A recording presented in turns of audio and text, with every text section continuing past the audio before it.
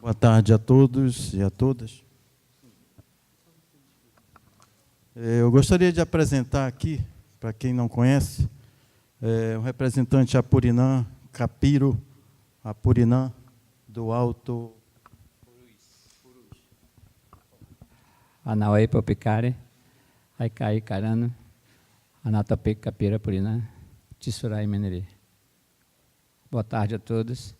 Eu sou Ananias, do Médio Rio Purus, e estou aqui para compartilhar com vocês a nossa luta, né? É isso que a gente quer. E é que eu falo na língua porque é importante saber de que aqui existem pessoas também, apesar de sermos da aldeia, mas nós estamos também querendo participar, tá? Queremos vocês, mas nós queremos também ser os atores nessa luta, ok? Primeiramente que os assuntos aqui, eu não sei se tem aqui alguns Apurinã, tem algum Apurinã aqui? Porque tem outras etnias aqui também, né? E cada etnia fala a sua própria língua, né? Obrigado por você estar aqui com a gente, tá? Vou passar aqui para o meu chefe. Não, ele é chefe lá, eu também não sou chefe aqui, não. É porque foi feita dessa forma. Então, esse início aí, eu acho que a gente vai apresentar de uma forma meio rápida, porque o tempo é muito curto. Então, eu pediria que, caso houvesse alguma dúvida em relação a isso, por exemplo, o que foi proposto, desenvolver dentro das igrejas uma evangelização, isso quer dizer o quê? A fé engajada. A gente vai ter um tempo pouquíssimo, né? Porque o assunto é muito extenso em relação a isso. E quando a gente vai falar sobre isso, a gente não quer parar e escrever muita coisa, que eu acho que não vai dar tempo.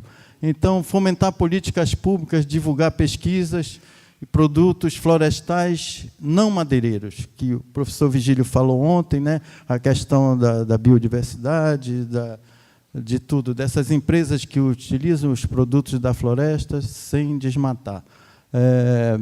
Divulgar programas que fortaleçam a redução do desmatamento e degradação florestal. Isso aí pode ser programas em rádio, quando a gente vai em fiscalização para o interior, a primeira coisa que a gente chega numa rádio para dar uma entrevista, dizer a presença do Estado, né, isso é super importante, que isso já inibe, de certa forma, determinados cidadãos que pretendem cometer algum ilícito. Promover a aproximação dos órgãos competentes com a população tradicional indígena, isso aí foi escrito pelo nosso parceiro, eu vou pedir para ele falar alguma coisinha aí. Quando a gente pede a participação, é porque os atores, que eu me referi ainda agora há pouco, a gente quer a participação desse povo que conhece, onde há delimitações, ou onde existe, por exemplo, o momento de um local nas florestas onde se encontra os patrimônios culturais e espirituais das entidades, das comunidades e tribos indígenas. As pessoas que não são adaptáveis à floresta, chega no local, pode querer destruir ou fazer um projeto em cima, onde está ali um patrimônio milenar indígena, e isso é reconhecido pelo povo indígena. Então, isso aí é que deve ser levado em consideração. Por isso, essa questão aí. Tá? Perfeito. Isso aí a gente pode resumir em conscientizar, valorizar, capacitar e utilizar a Carta Laudato Si como instrumento de estudo dentro das universidades e escolas. Isso é uma proposta interessante. Fortalecer ações de campanha de gestão no território para se trabalhar de forma coletiva. Organizar ações com atores de todas as instituições religiosas para elaborar ações de mitigação. Isso também é uma outra questão que tem que ser muito bem estudado e avaliado. O item 2, qual o papel histórico?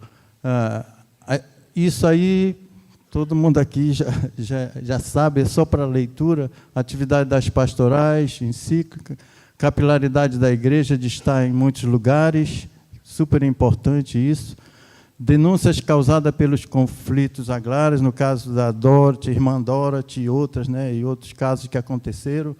Formação de líderes comunitários é super importante, né, porque a partir daí, formação das lideranças, capacitação das lideranças, que vai haver uma capilaridade, uma divulgação maior nessa questão do combate ao desmatamento e queimada e, consequentemente, redução dos problemas climáticos.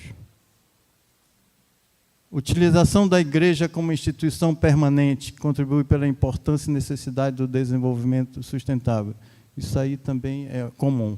Ação das unidades eclesiásticas, no caso aí o MEB, né? Respeito à soberania dos países amazônicos. Isso aí a gente estava tratando desse assunto, que a bacia amazônica é muito ampla, então tem a questão da soberania de cada país, né, da bacia amazônica, que são vários países, e a gente tem que tratar isso de forma, de acordo com a Constituição. Bom, isso eu considero o mais importante, né? Inserir nas disciplinas ecológicas na grade curricular das escolas. Isso foi uma proposta de um outro colega da equipe, né? Efetivar o emprego da comissão interdisciplinar para realizar estudos de impacto ambiental em grandes obras de infraestrutura. Isso acho que é até de outra atividade lá, que eu falei que isso aí já está em legislação.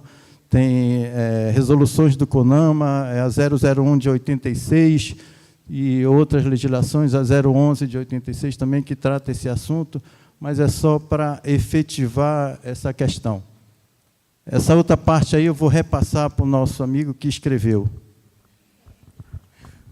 Quando se trata aí de regularização das terras indígenas e dos povos tradicionais, né, aí fala de titulação das terras. Isso é no geral, tanto dos indígenas, como dos caboclos, as comunidades caboclos e dos afrodescendentes. Então, a gente fala muito de a igreja, as missões, entrar nas comunidades, nos municípios, só que os índios têm terras demarcadas, mas não têm terras tituladas. Então, a gente precisa, no momento, definir as que estão demarcadas, que possam ser a emissão da titulação. As que ainda estão para ser demarcadas, que continue o processo de demarcação. Então, é isso que eu me referi, que a titulação vai ajudar, a titulação dessas terras vai ajudar, sim, a diminuir a destruição, o desmatamento da floresta amazônica. Vocês estão entendendo, né? Porque como que vocês podem entrar na minha casa se eu não tenho casa? Entenderam? Como é que vocês todos podem chegar lá e usufruir daquele meio ambiente se não tem dono? Então, a gente precisa, sim, demarcação, uma questão, e titulação é outro segmento. Titulação já é definir como nós temos aqui em Manaus. Todo mundo tem o seu título definitivo, né? Então, é isso que a gente precisa, a comunidade indígena precisa de titulação também. Bom, essa questão de criar um portal da transparência ambiental na Amazônia seria uma coisa tipo do Ministério do Meio Ambiente, alguma coisa nesse sentido, né? Que aqui nós temos o IPAM, que tem o licenciamento, tem o portal da transparência, mas nos outros estados a gente não sabe como é que funciona isso. Viabilizar a produção de alimentos nas áreas de vazes. Isso foi uma colega que inseriu. Isso aí é uma questão que a gente bate de frente com a legislação, porque a área de várzea não é permitido determinadas atividades. Então, fica aquela questão, sustentabilidade até que ponto? Porque a legislação federal proíbe determinadas atividades em várzea. Essa aí, criar uma lei, reviver da Amazônia. O que seria isso? A gente sabe que várias empresas que utilizam os recursos naturais, tipo Andiroba, Copaíba, Abreu, mais de 200 produtos, 300, eu não sei, você que sabe dizer quantos são, elas não deixam muitas coisas, um legado assim das empresas que utilizam esse produto lá naquele determinado local. Qual seria a ideia? Criar uma legislação para não obrigar a empresa a fazer, tipo assim, o replantio de determinadas áreas degradadas, onde o caboclo planta a sua macaxeira, a sua mandioca, que criam as áreas degradadas, né? Ou determinadas comunidades que trabalham com outras coisas. Então, tem várias áreas degradadas que precisam ser reflorestadas. Então, é uma lei nesse sentido que, cada dia do meio ambiente, essas 10 empresas que investiram na Amazônia, em revegetar na Amazônia, seriam premiadas, seriam divulgado seu nome, e a nível internacional seria bom para a questão de bolsa de valores, determinadas coisas nesse sentido.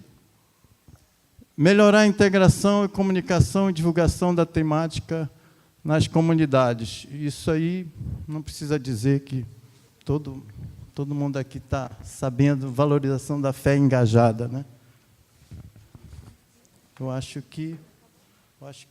Acho que é o último, acabou. Isso é a equipe, né? Opa, obrigado parabéns, a todos. Parabéns, obrigada.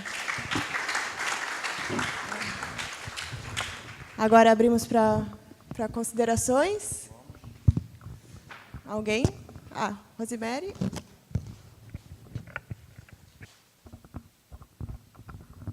Desculpe perguntar seu nome. O seu nome? Capiro Purina. Sou Capiro. Então, a tua colocação ali na justificativa de titularidade de terras é uma questão assim que, dentro das discussões do movimento indígena, foi colocado em diversos momentos também. Mas como a gente luta e continua lutando a defesa de nossos territórios, comparando a titularidade urbana, é muito diferente titularizar as terras indígenas. Porque, quando se fala em território, numa comunidade, a comunidade tem uma abrangência de território para caça, para pesca, para tirar matéria-prima, para fazer roça, para isso, para aquilo. Se titularizar, vai delimitar. Aí, como é que fica? Quando ele quer tirar cipó, vai estar no terreno do outro. Quando ele quiser pescar, na área dele talvez não tenha nem garapé, nem lago. Como é que fica? Então, nesse sentido, que nós que estamos discutindo nesse macro, a gente sempre defendeu, sabendo... Eu queria titularidade definitiva no meu nome, como Rosemary, como indígena Arapaço. Quem que não gostaria? Porque na militância maior de mulheres feministas, elas lutam pelo direito ao acesso à terra. Nós, mulheres indígenas, não. Nós lutamos o território para as comunidades indígenas, para o território indígenas. Então, são coisas assim que diferencia, né? Região amazônica, região sudeste, é possível trabalhar porque eles têm meios de vida diferente, né? Mas ele está em discussão, sim, né? Isso é muito de cada local, pensar a forma. Se na região sudeste, lá facilita para eles titularizar as terras deles, então lá que eles vão negociar. Não é para todos, entendeu? Isso é muito, muito, muito específico, essas ideias. Mas é por aí. Obrigada. Será que eu poderia dar só uma como é que se fala, né? Uma réplica, uma tréplica, né? A titulação, eu acho que aqui tem muitas pessoas que sabem que o que aconteceu nos países de primeiro mundo, onde existe indígena também, pessoas originárias. Lá também está tudo titulado. Então, bem, eu vejo assim, eu sou uma liderança indígena, mas eu, claro, aprendo também com vocês, que tem vários outros povos aqui. Mas, na região do Rio Purus, por exemplo, eu sei que a área é imensa, a área é bonita, é rica. O Rio Purus, para quem conhece, é uma área muito rica, um ecossistema muito bem, biodiversidade rica. Então, para comunidade A, B, C ou D, que seja dos quilombolas, os afrodescendentes, os caboclos, eles têm acessibilidade à pescada naquelas regiões, naqueles lagos, tirar matéria-prima daquela floresta. Não está limitando a aldeia A, B, C ou D a entrar ali. Está documentando aquela região para que pessoas do agronegócio e etc., possam chegar lá e invadir. Então, ali vai ser uma limitação, porque no momento de que os títulos venham, eu acredito que é assim, se houve necessidade de ter titulação na área urbana, é diferente, então, da área do Amazonas, das regiões. Eu acho que a nossa casa aqui, na área urbana, nós temos limite, então deve ter o limite estendido a todos. Os direitos são iguais. Desculpe, eu vejo assim,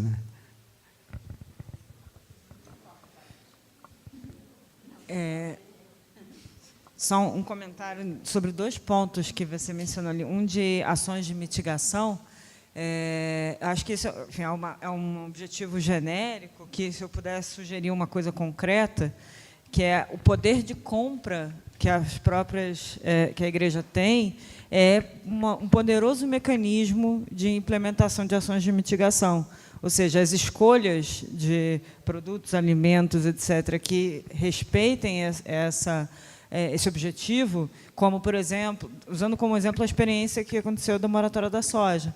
Eu acho que dá para usar aquilo como um aprendizado para pautar as próprias decisões de consumo da instituição, que tem uma capilaridade tão grande e pode ter um impacto tão grande. E a segunda, sobre o portal da transparência, existe um processo em curso, capitaneado pela CGU, com participação, com envolvimento do MMA, do Ministério de Minas e Energia e vários outros, para justamente definir metas, indicadores de transparência de diversos dados relacionados tanto a questões fundiárias, como a governança ambiental, a governança do clima.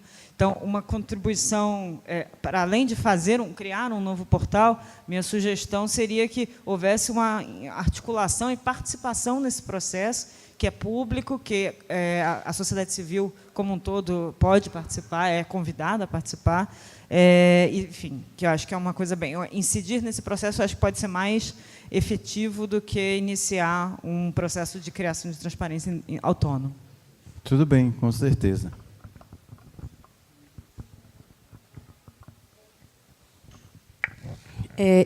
O tema desmatamento e degradação florestal, né, junto com o que vem depois, defesa dos territórios indígenas, eu vejo como os mais extremamente importantes nesse seminário, uma vez que estão ligados, né, como tudo está interligado na nossa vida, mas esses 2 temas estão muito interligados em relação à vida dos indígenas.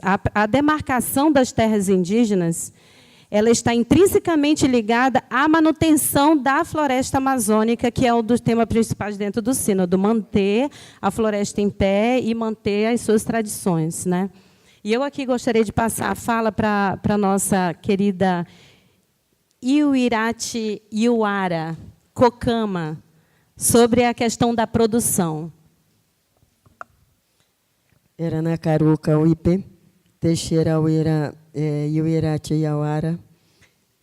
Boa tarde a todas e todos. Eu sou da etnia Cucama Cucamíria, vocês conhecem como Cocama. Nessa questão que foi colocado lá, produção de alimento, nós temos que começar a pensar também uma forma de escoar aquilo que nós produzimos. Porque, por exemplo, no Alto Solimões, minha região, se produz muito, mas não tem condição de fazer o escoamento. Quem conhece o Alto Solimões, quem conhece ali a estrada de Urumutu, nem cavalo entra ali. E aí a gente planta, estraga, né? Tudo estraga, porque a gente não consegue escoar aquilo que a gente planta. Então, eu acho que se está falando eu ouvi muito de sustentabilidade, essas coisas todas, mas eu acho que tem que pensar também nessa questão do escoar. Se a gente está falando algo que é para acontecer de verdade, então a gente tem que começar a pensar essas questões. Eu, Soropac. E a outra questão que a Ilmara colocou bastante interessante e pertinente é o termo conceitual, o termo sustentabilidade. Porque o termo sustentabilidade, o conceito para o empresário, para o mundo empresarial, é um. O sustentabilidade para as comunidades tradicionais indígenas é outro. E aí tem que haver uma interseção para que realmente se mantenha as tradições indígenas e, com certeza, a mata em pé. Eu vou passar agora para eles. Infelizmente, várias pessoas levantaram a mão querendo falar. A gente vai ter um momento de coffee break, onde a gente vai poder aprofundar melhor entre nós mesmos. Mas, infelizmente, por conta do tempo, eu vou encerrar as inscrições e passar para eles.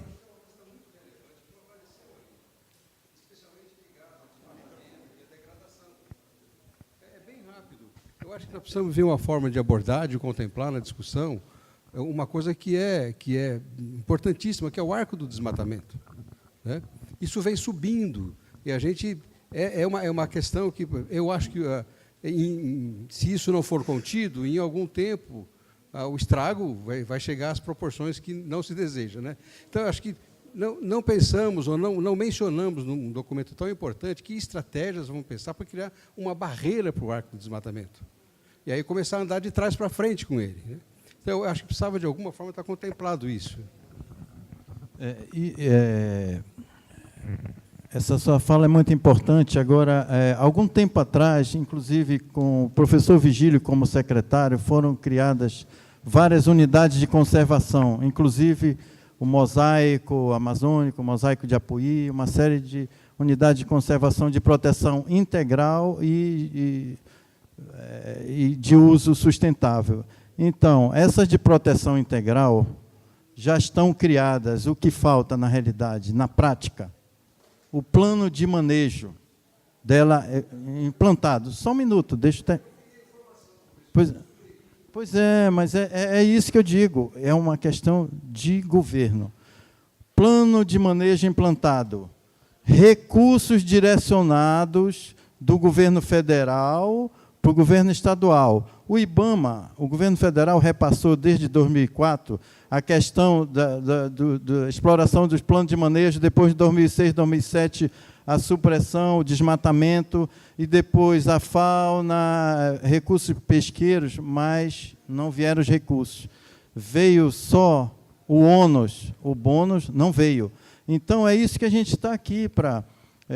a gente que está trabalhando nisso, eu trabalho nisso há 28 anos, e eu fico triste quando eu chego numa fiscalização lá no sul, no arco do desmatamento, e aí a gente vai colocar combustível na caminhonete e não tem mais. Isso aqui é um desabafo mesmo, entendeu? Não tem como continuar a missão. E aí, então, aí o que tem que fazer? Direcionar recursos, de alguma forma, aumentar o orçamento. O orçamento do IPAM é 20 milhões por ano, o orçamento da Secretaria é 6 milhões. Isso dá para alguma coisa? Para segurar um estado desse, que tem o Mato Grosso lá vindo nas unidades de conservação via Coniza, aquele município de Coniza, atacando, afetando todas as nossas unidades de conservação. Nós não temos nem estrada de acesso daqui para lá. Para a gente chegar lá, tem que dar a volta em Rondônia e chegar no Mato Grosso e entrar no Amazonas, porque daqui para lá não tem como ir. Então, isso é só uma das questões. Falta de recursos é super importante. A gente vai ter depois, mais tempo, depois que todo mundo apresentar, a gente vai ter uma plenária final. A gente passa agora para o terceiro grupo.